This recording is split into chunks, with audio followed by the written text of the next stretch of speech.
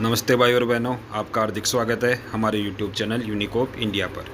जो कि आप स्क्रीन पे देख रहे हो कि अभी अभी आपको पता है कि 6 बजे शाम को 6 बजे सीएम अशोक गहलोत जी ने एक बैठक ली है।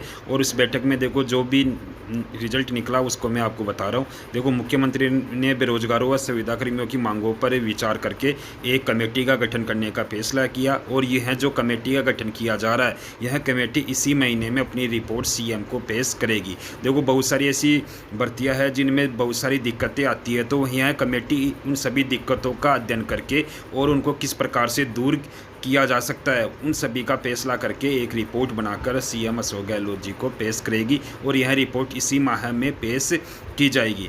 दूसरी चीज़ है, देखो, बहुत सारी ऐसी भर्तियां हैं जो लंबित है, बहुत समय गुजरने के पश्चात वो अभी तक कंप्लीट नहीं हुई है। तो इसके लिए भी देखो सीएम अशोक गहलोत जी ने निर्देश दिया है कि सभी भर्तियों को निर्धारित समय में पूरा किया जाए।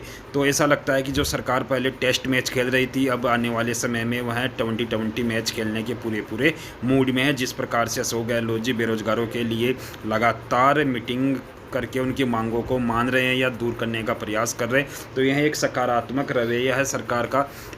अब देखते हैं, देखो, यानी रवैया ही है, धरातल पे कितना कार्य होता है तो ये तो आने वाला समय ही बताएगा।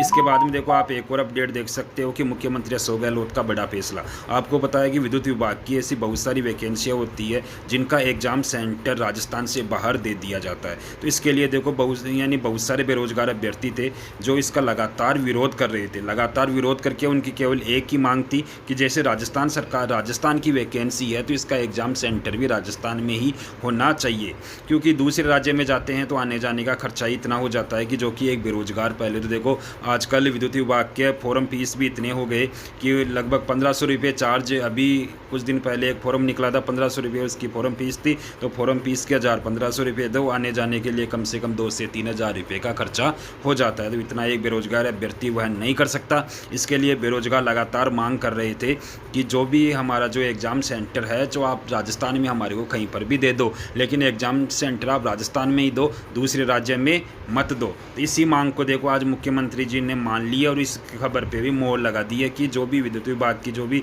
भर्तियां है उनका एग्जाम सेंटर अपने प्रदेश में ही है, राजस्थान राज्य में ही आएगा। किसी भी अभ्यर्थी को राजस्थान से बाहर एग्जाम देने के लिए जाने की ज़रूरत नहीं है। ज़रूरत इसलिए नहीं है क्योंकि एग्जाम सेंटर ही राजस्थान में आएगा, तो अभ्यर्थी बाहर क्यों जाएगा। तो कुल मिला के ये जो न्यूज़ निकल के आई जो मैंने आपको बता दी है। यदि आप हमारे चैनल को सब्सक्राइब नहीं किया तो लेटेस्ट अपडेट के लिए आप सब्सक्राइब कर सकते हो। आपकी इच्छा हो तो करना, अन्यथा मत करना। धन्यवाद दोस्तों।